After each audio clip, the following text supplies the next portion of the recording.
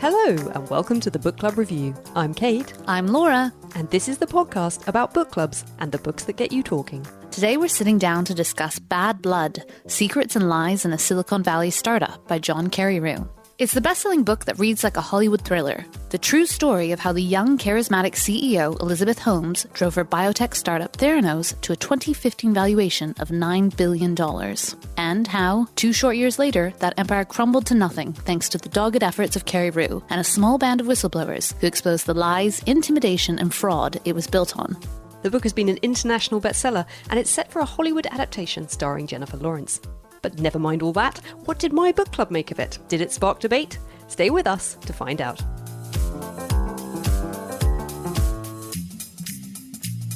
Hi, Kate. Hi, I'm so happy to be back on location at your house. And I am so excited to be discussing Bad Blood.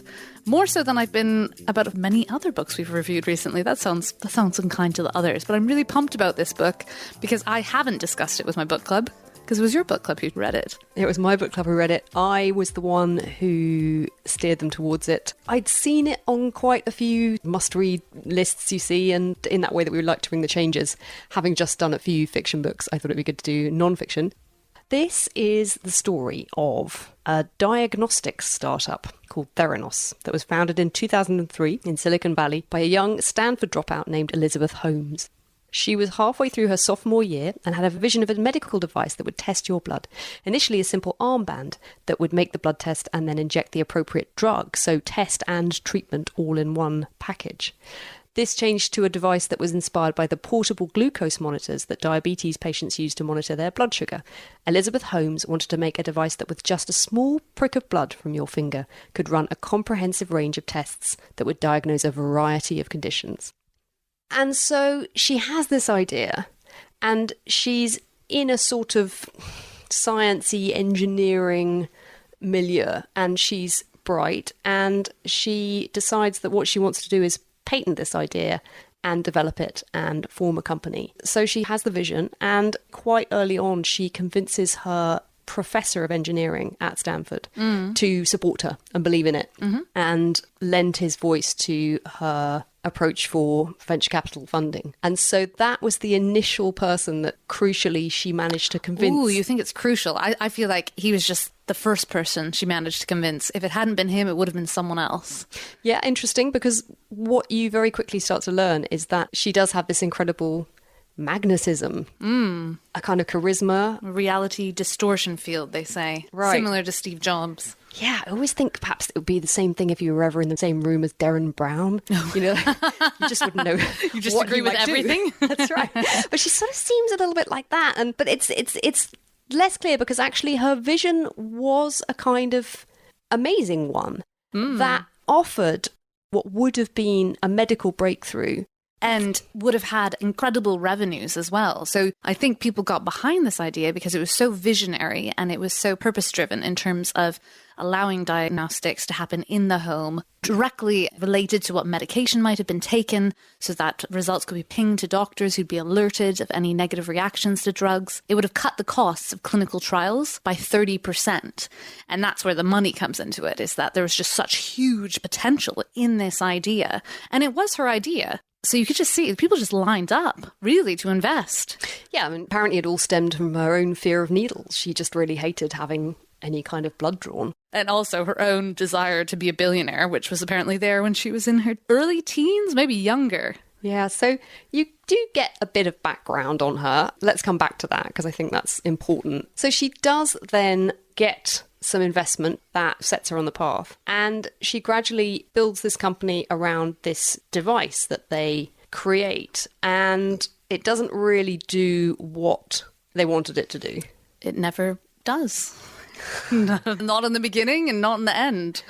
And along the way, she sort of becomes obsessed with Steve Jobs. She reads the Steve Jobs biography. She starts to model herself on him to a kind of fanatical degree. So it's quite cringy. Yeah, from basic things like kind of sporting a black polo neck to only having meetings with the design company, who Apple also used, only having meetings with them on Wednesdays because Jobs had meetings with them on Wednesdays. So sort of fanatical about the details. So this box that they managed to make originally, it sort of looks good, doesn't it? I don't even know if it does look that good. It doesn't look quite how she wants it. Basically, it's never quite what she wants, but she spins this web of lies around whatever she's doing so that people are completely convinced that the reality reflects her vision effectively, even though none of it's true. And so the company is divided into two halves. There is the kind of outward-facing side that is promoting this product and getting in funding and persuading people that this is going to change medicine. And then there are the techs on the laboratory side and the engineers that she's brought in who are trying to actually make a product that will work. And the issue is, or one of the main issues, was that she insisted that it had to be a tiny amount of blood that was drawn. There's this whole thing about this kind of famous image of her with a tiny little pill with a red dot in it, and that's how much blood this machine was supposed to need in order to test for a huge variety of conditions. That was the point, was that you couldn't have a machine that could test for all those different conditions with such a tiny sample of blood. Like, it was impossible. It was almost like she just thought by sheer strength of will she could overcome that issue. But she couldn't. You couldn't. No one could. You hear from the point of view of people who are working on that kind of tech side, on the development side, who are just throwing up their hands in despair because they know that this thing doesn't work. They can't make it work. I mean, sometimes it literally falls apart when they try and use it. But she covers all that up with fraud. She just lies through her teeth. They use industrial-grade blood testing machines from Siemens that they retrofit. They hide them. And even as she's not even just fundraising, but they're taking the test later on, right? She has a deal with Walgreens where they're doing blood tests. And they're saying that, oh, yes, the results are being sent back to our lab and we're using our tiny little device. But they're not. They're using another company's industrial-grade devices. So Walgreens are a big pharmaceutical chain in the States. And they invested an enormous amount of money in remodeling their stores so that they could accommodate this Theranos testing lab where people would go and they would have the blood test done, and then it would be sent off to the Theranos secret lab where normal blood testing would be done, not some magic machine. And then 2 weeks later, they'd get their results, and normally those results would be wrong, or it sort of seemed like more or less that was what was happening. So yes, this is a good example of her ability to convince very powerful people in her product, and also an example of how they just so desperately wanted to believe in it and didn't want to miss out that, you know, they bought in hook, line and sinker without really doing any due diligence and verifying what it was that they were. You say that, it's not even like doing due diligence. There were so many people along the way who said, this can't be real, this can't work, this is impossible. Both the internal whistleblowers who come out of the woodwork later, and we'll talk about them, but even just like there was a Walgreens consultant who was saying, this can't be possible, like based on my knowledge, this cannot work. And the other Walgreens execs who have no background in biotech or medicine are saying, no, it absolutely does work. She's doing testing in Iraq, which was another lie, which never even happened. But she was in conversations about doing that and then got shot down because the army wasn't going to let her use their soldiers as guinea pigs. But the Walgreens execs are like, no, we can't miss out. It's like if another competitor gets this, it will ruin us. It's too big to lose. So they just didn't want to know. They kind of just put their fingers in their ears and went, no, it's great. It's going to be great. It's going to be great. And to the extent that they then invested a huge amount of money in remodeling these clinics. And that's kind of why it was such a serious story in a way. You know, it's a real thriller of a read. But the fact is that it wasn't just a traditional technology company. It was a medical company creating something that patients and doctors were actually using to make decisions about their health. The inaccurate results that patients received led to many examples of people having very stressful and probably incredibly expensive experiences, having to go to hospitals and have more tests done to eliminate conditions that in fact they never had in the first place. So it's not just a kind of computer program or something like that. You know, this is a real thing that had serious consequences for real people. It really mattered. And that makes it all the more incredible, really, her attitude to the whole thing. She just didn't really see it that way. She didn't really care that it didn't actually work. That wasn't what was important. She's such a mesmerizing character. an individual? Have you watched any interviews with her? Well, so then after we did the book club, actually, we then clustered around our phone, having had a good chat, because we wanted to hear about her voice, because apparently the thing about her is she's got this very deep voice, this unusually deep voice. She sort of speaks a bit like this. Yeah, and it does sound fake as well. It doesn't sound like she just has a deep baritone. It sounds like you and me. If I started to talk like this to you, Kate, would you take me seriously? And there are people who used to know her back when she was sort of younger who said she didn't talk like that. It's kind of a weird. So it definitely seems like an affectation, although certainly one that she never seems to slip out of. But there again, that deep voice, it conferred on her a sort of authority and power. It was all part of the mystique. And even Carreyrou at the end, when he's watching her give this talk, Theranos is crumbling around her. The Wall Street Journal, Carreyrou's paper, has published all of these exposés. Her reputation is already in tatters. And he says during the course of the speech she gives, he's just reminded of what an incredible saleswoman she is. Utterly unprompted, utterly unscripted, completely natural, very compelling, emotional stories, which we find out are often built off of, not lies per se, but she talks a lot about an uncle who died from cancer and how an early diagnosis would have saved his life.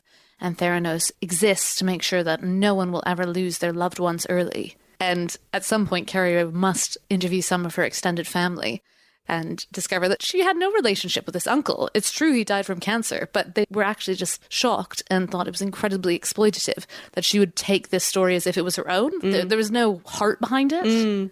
So the main characters are Elizabeth Holmes and her kind of partner in crime, Sonny Balwani.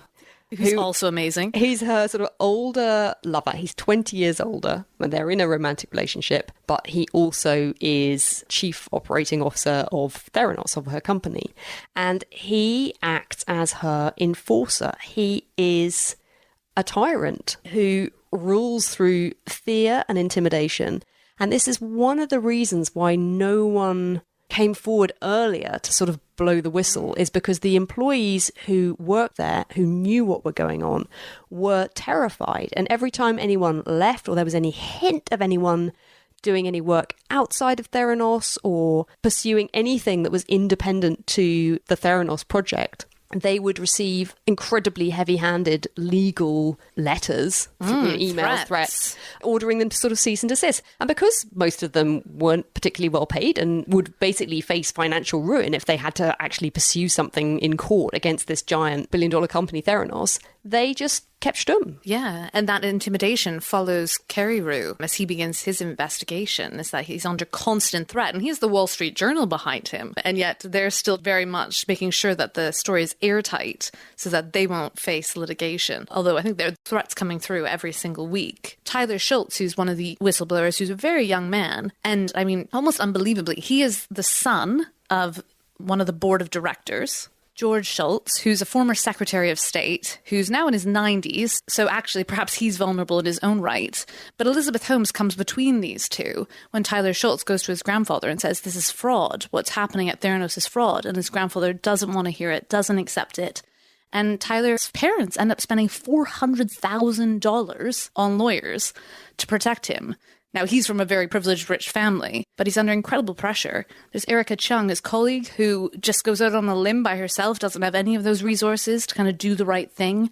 She reports them to the FDA at one point and says in her letter, I feel terrible that I haven't reported this beforehand, but I was terrified. I still am. In some ways, it is incredibly vivid the way this story is told. You do care about these characters. One of my issues with this book is that there's a strange detachment with which the story is told. And for about 2/3 of it, I was riveted, but at the same time thinking, what am I missing? Like, what's the point of this story? I feel like something is being left out. Did you have that sense at all? Not really. I listened to it as an audiobook, and an audiobook always makes you slow down, if you're a fast reader anyway, and I am, or at least a fast skimmer.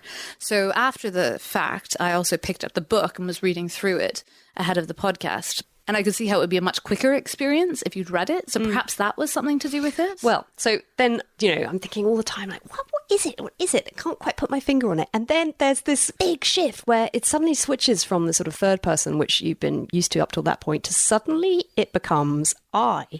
And I sort of sat back at that moment and thought, oh, I see. It's John Carreyrou's story. And that's absolutely fine. It's an interesting story. He was a reporter for the Wall Street Journal. He found out about this somehow and decided to investigate, was incredibly tenacious, pretty brave, didn't give up, gained lots of people's trust who were terrified to speak to anyone, and ultimately, fairly heroically, with this newspaper behind him, brought the story to light. But there was something about the telling of it that just seemed a bit weird.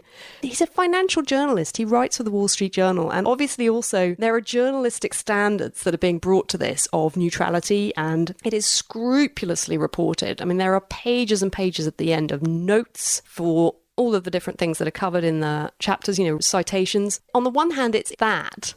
And then suddenly it becomes this, I did this, I did that. And it's very uneven. And I have to say at book club, we found it quite jarring. I mean, I think I was the one who kind of bothered me most, but it's just a bit clunkily handled. And what it kind of speaks to actually is that he's not a writer with a lot of flair. He's a journalist of the kind of crossing the I's and dotting the T's and making sure all the numbers add up kind, I think.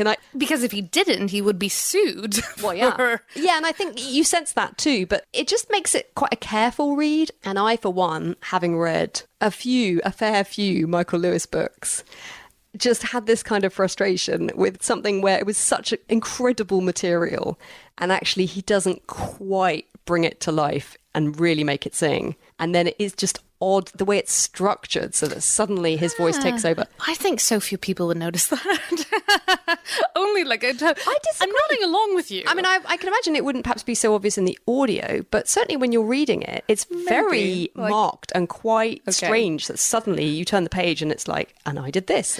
No, but he does say that transition is padded slightly because he talks about how they got in touch with the Wall Street Journal, which is him. That's where he introduces himself. I mean, maybe if there'd been like a little prologue that was actually more about it should have been his story from the very beginning, and that would have been absolutely fine because that's a really interesting story. And what was strange was the way that he kept himself out of it for so long. Well, because he wasn't involved. The company started in 2003 when she was 19.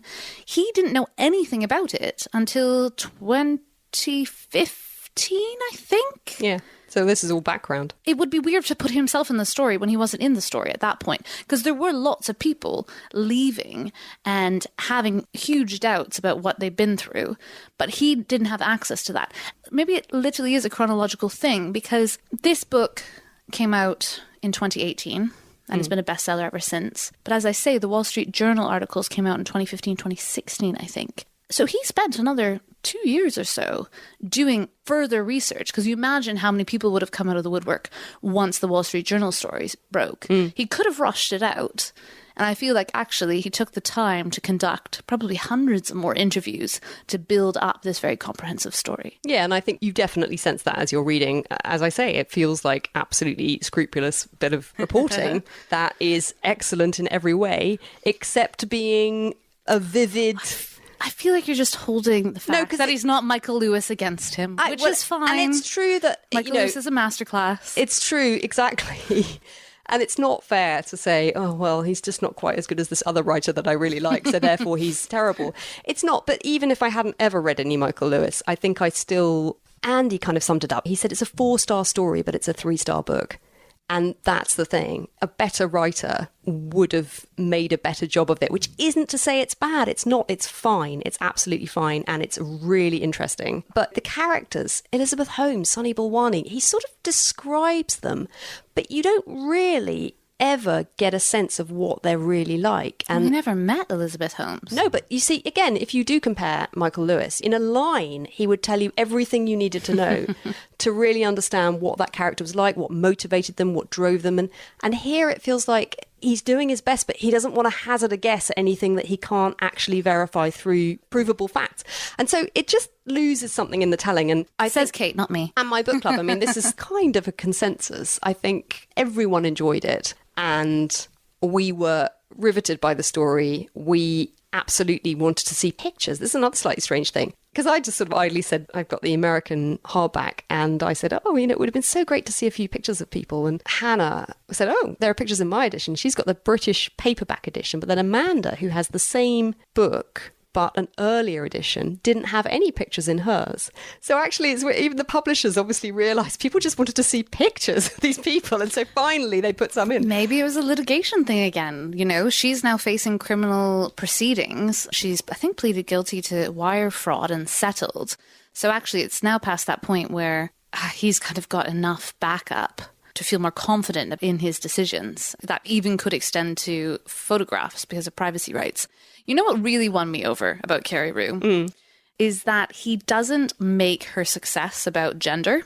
And when I finished this book, I was quickly Googling interviews with Elizabeth Holmes, and I clicked on one which was The View, the American chat show with like 5 women, kind of like Loose Women in the UK, but the American version. And they were talking about the book and about Elizabeth Holmes, and they immediately made it about gender. And we're like, oh, well, obviously all of these old, successful men were just in love with Elizabeth Holmes. And I was like, come on, ladies.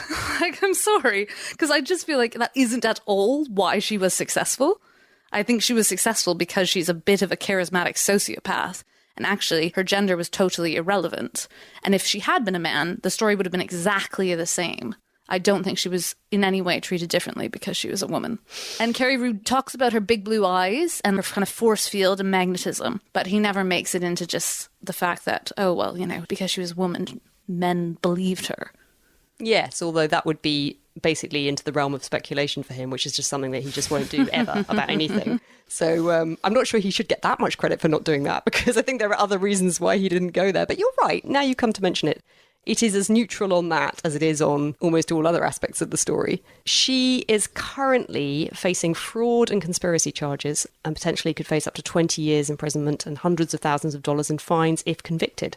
The trial date is set for August 2020 and is expected to take 3 months. And even now, she's kind of fallen on her feet because she has a new relationship with this man who's heir to this hotel chain fortune. Really? Apparently they went to Burning Man Festival on the day that Theranos finally was officially dissolved. I also read that she is already trying to drum up new business for an idea she has. Yeah, so he was saying even now her behaviour is not that of someone who feels guilty or that they've done anything wrong. John Carreyrou sees her as someone who has shown an inability to have any qualms, display regret or admit to any wrongdoing.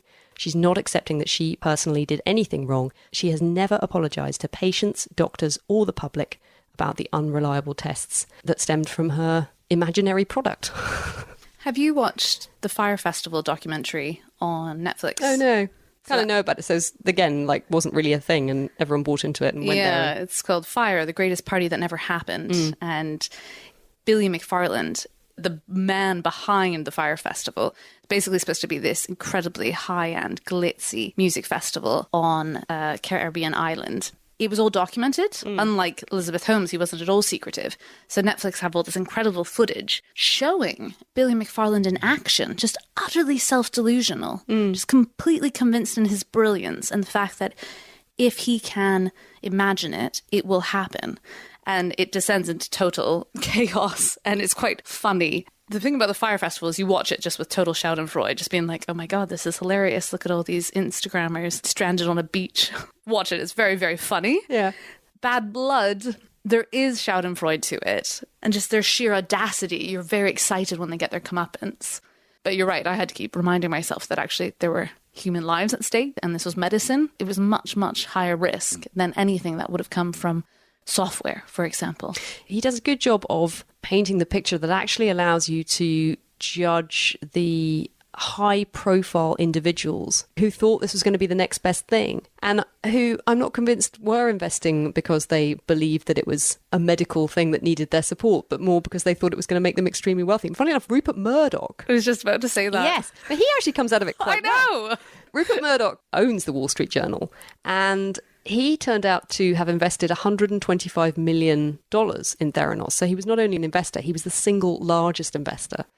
And Holmes, once she got wind of the story that Carreyrou was writing, had gone to see Murdoch on more than one occasion and used everything in her power to try and persuade him to kill the story. And to his huge credit, he refused to interfere with the editorial at his newspaper. He was just like, no, going to let him get on with that. Yeah. Funnily enough, he somewhat landed on his feet, you imagine, because he took a total loss of that $125 million, but he sold the shares back at $1.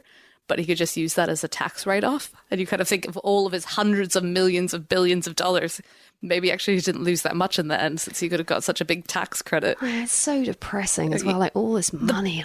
All this money and power, and right? you think what that money could have bought, and instead it's all just gone up in smoke over nothing. So it sounds like it was a good book club book, if not a perfect book. It was a good discussion book. Again, because I think it was a bit flawed, and I was not the only one to think this, it did make for a very good discussion. I think Amanda summed it up. A stronger writer could have used this material to make much more profound points about human nature, character, greed, groupthink, herd behaviour. But Carreyrou was much more comfortable writing an expose about the industry of blood testing. Oh, I don't think it was about the industry of blood testing. Well, it was. He does like peripheral. He doesn't really do anything more than tell you what happened. But crucially, he discovered what happened. So almost and to that's me... that's why I think the most interesting story is his story. And I would have been much more comfortable with it if it had been told from his point of view. To accept your point, he didn't know, but all of that could have been fine. You set it up at the beginning and then you go back, fill in the background, and then you come back to you again, and then everyone knows where they are. So it was really weird, this sort of detachment, the first 2/3 of the book, and then suddenly it's like, and then I did this. And you're like, oh, you, John Carreyrou, you are the hero of the story. He's great, don't get me wrong. You know, he did an extremely good job. I wish him nothing but the best. He's a fine journalist. We should all be very proud of him. Did it need a better editor? There's just something a bit uneven about this book. I actually think it probably had a very good editor. That's my feeling. One of my book club members, Alice, was saying recently, you read some books and you can't quite tell if it had a bad editor or it had a great editor, but you just know something's off. So it's almost like a good editor can make a book so much better than it is, whereas a bad editor could diminish it. I feel like here, he probably was in the hands of a very experienced editor who helped him weave it into a narrative that kind of had dramatic tension, which wouldn't be his default because he is a journalist of long-form articles, perhaps, but, you know, not a book of 400 pages. It's interesting. I disagree. I think it needed a better editor. And weirdly, it's almost like they didn't realise how well it was going to do. You know, the cover of the US hardback edition, it's so uninspired. It's not something you would really pick up. There's no picture of Holmes on it, presumably because they didn't think they could get permission to use a picture of her, or I don't know what reasoning went into it. All it is a black background, the words bad blood written in red type, and then underneath secrets and lies in a Silicon Valley startup underlined in almost like a kind of computery font. That's it. The design of this cover does not speak to me of commitment to a book to say, we think this is going to be really great. It's more like, okay, we'll publish it. We'll see how it does. They knew. I think it's just bad taste. Yeah. They knew it was going to be a bestseller. By now this was huge. This was a huge story. By now they did. It's true, it does say national bestseller on it, but it's all very odd. Maybe it was designed to fit in with a whole genre of writing about Silicon Valley that I don't know about, and that's what the cover comes from. Anyway, I'll stop going on about it now. What else to say? I mean, I think it was a great book club book. It's a great read. If I had been there, I would have told you guys to get off your literary high horses and just read it for what it was, which is a corporate thriller. It's true that I think most of us felt like what we really wanted to see was the film, which will bring this to life. Yeah. And that's what it needs. Yeah, the film will be great. One other thing I didn't mention earlier, but which is important, is it's very technical, and he doesn't really overcome that. Most of the time, he gives you about the right amount of information so you can make sense of the story. But sometimes he really doesn't, and he veers into a lot of technical jargon that, you know, you just kind of starts to wash over you after a while. Yeah, I was listening, but my ears were basically glazing over when he was describing how the Edison, this little device, worked. I'd be like, yep, don't care. It doesn't really matter to my understanding of the narrative. Yeah, I think it was important, but again, it's about focus and what he really needed to tell the story. Did it all need to be in there? I'm not sure. But anyway, great book club book. Yes, definitely. It was a really good book club book. I highly recommend it. It's such a good read. It's such an interesting story. And never mind through it too. Never mind all my grumbles about it, all my book clubs. You just go and enjoy it.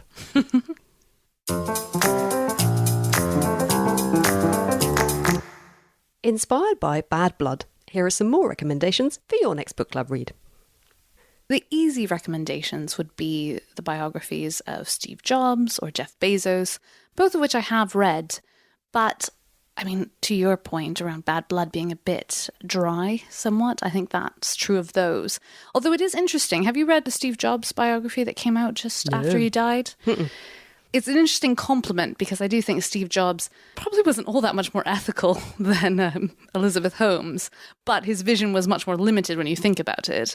And actually, he did manage to deliver on that vision. And I sometimes think that's kind of the crucial difference between these two individuals. You know, Elizabeth Holmes is much reviled. Steve Jobs is held up as this like icon who changed the world. What if the software had never delivered on Steve Jobs' vision? He very well might have gone down a fraudulent path in the same way because he would have oversold on that vision.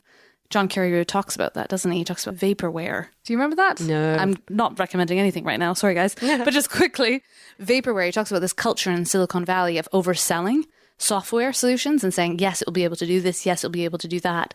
And everyone kind of knows that you do this before it's even possible to try and get ahead, to try and get the investment, vaporware. So Steve Jobs maybe could have been exactly the same as Elizabeth Holmes in slightly different circumstances. I do think they're cut from the same cloth. And that ties back to my recommendation, which is The Psychopath Test by John Ronson. Have you read that? Love that book. Love John Ronson. We'll read anything he writes. So I'm not sure I do love John Ronson, interestingly enough. But he is a British journalist, an author. And The Psychopath Test is his investigation to madness, both psychiatry, eccentricity, and psychopathy, crucially, hence the name of the book itself. It's kind of the opposite of Carreyrou. Maybe that's why you like it, because it's very much less an in-depth investigation into psychopathy, for example, and much more just his own personal experiences interacting with different characters that kind of come up in his life as he goes down this rabbit hole.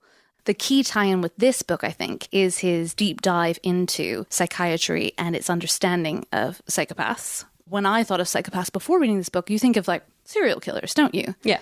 And actually, John Ronson is very clear that that is just a tiny little subsection of personalities that could be considered psychopaths. And it's important, isn't it? Because it's something like 5% of the world's population would fall into this category or something. Yeah. Quite a large number. Yeah.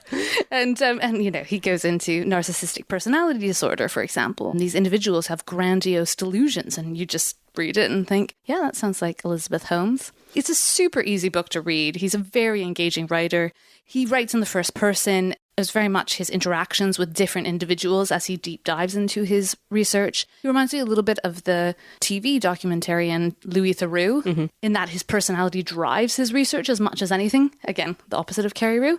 I think it'd be a really good, easy book club book. Yeah, I think it'd be a great book club read. And also then after you've read it, you can have a lot of fun trying to identify people that you know and figure out if you think they're psychopaths or not. Yeah, so what's not to like? I also really love, just to mention while we're at it, he wrote a book about internet shaming. Now You've Been Publicly Shamed, which was a few years ago now, and it was incredibly kind of prescient and important, I think. It was about this culture of online shaming that we have and how people's lives can be destroyed, absolutely destroyed, because of a funny tweet that they did or a funny picture that they posted online. And that was just a really interesting, maybe sort of slightly more serious-minded than The Psychopath Test. I thought it was a really, really, really good, really interesting and kind of culturally important read. So I would recommend that one. But back to the subject of Carreyrou, and I have to recommend Michael Lewis. I have to. I'm sorry. Irresistible. And it won't be the first time, listeners. I'm sure that you've heard me go on and on about how great I think Michael Lewis is. But, you know, Michael Lewis, he started off his career in banking and yet actually turned out to be this incredibly gifted writer. And then eventually that became his career. He has this really amazing analytical mind and a gift for being able to take very complex things and break them down into a way that makes them completely accessible and kind of comprehensible. And he also has a genius for anchoring his stories around the characters, the personalities who kind of were the key players. And then that brings it to life because you're kind of able to identify with these people and that places you in the story. So they're just much more immersive, I think. The Big Short, I was thinking, would be quite a good one. Also made into a very successful film, which is about the housing market collapse and a group of people. This is often a thing with Michael Lewis, is a group of people who see something that no one else has seen, or some underdogs who are kind of bucking the trend on something. And in fact, then he went off to write a really interesting biography recently of two behavioral theorists and economists, Daniel Kahneman and Amos Tversky. That's right, which I loved. And called The Undoing Project. Right, which is kind of a more serious scholarly work, it felt like in some ways, but which is about how people make decisions and how that underlies everything. And actually, that would be a very good tie-in with this book too, because I think that Amos Tversky and Daniel Kahneman's research was how people make decisions and how when we think we're being rational, we're often not being rational, which is a consistent theme in terms of people buying into Elizabeth Holmes' vision. Yeah, and I think he does have that ability to tell the story, but then also in a way that leaves you with larger questions about human beings and just broadening the canvas out very slightly. I think anything by him would make for a good book club book, but yeah, The Big Short, why not? I also really love the one he wrote about baseball, Moneyball, which is a good example of someone taking a subject that could not be less relevant to someone like me. Here I am in England. Don't think we even have any baseball fields, do we? What is baseball? Exactly. And yet I read this whole kind of 400-page book and was absolutely riveted by almost every single word on every single page because he just made it so compelling. And this story of this underdog, Billy Beane, we talked about it on the pod before, haven't we? How he realised that his struggling team, the Oakland A's, if they bought players that none of the other teams wanted. And why didn't they want them? Because they perceived that they weren't going to be good players. But in fact, what Billy Beane realised was that it was all just perception. And in fact, when you looked at the stats and you looked at what these players were really achieving on the field, they were great players. So it's a story about how he managed to buy in key players who had strengths in different areas and then build a team that actually turned out to be almost unbeatable.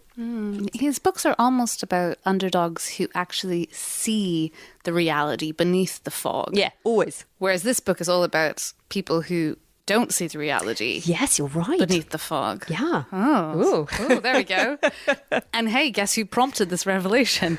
Michael Lewis with his much more in-depth, insightful kind of examinations of human character. So don't get me wrong, guys. He's much better than John Carreyrou. Yeah, can't recommend him highly enough. And yeah, I think they would be great for book club. That's all for this episode. Our book recommendations were The Psychopath Test by John Ronson and The Big Short, The Undoing Project and Moneyball, all by Michael Lewis. On our next book club show, we'll be discussing The Silence of the Girls by Pat Barker. This feminist retelling of the Iliad was shortlisted for the 2019 Women's Prize for Fiction and has received much critical acclaim. But did it cut the mustard with Kate's book club? Listen in to find out. And in the meantime, you can catch up with our latest bookshelf episode, where we discuss what we've been reading outside of book club, the books that we get to pick and choose. Highlights include Queenie by Candice Carty-Williams, The Nickel Boys by Colson Whitehead, and Washington Black by Essie Edwigan. That episode is available now. If you'd like to see what we're up to between episodes, follow us on Instagram or Facebook at Book Club Review Podcast, on Twitter at Book Club RVW Pod, or email thebookclubreview@gmail.com. And if you like what we do, please take a moment to rate, review, and subscribe to us on iTunes or wherever you get your podcasts. It helps other listeners find us and means you'll never miss an episode. But for now, thanks for listening and happy reading.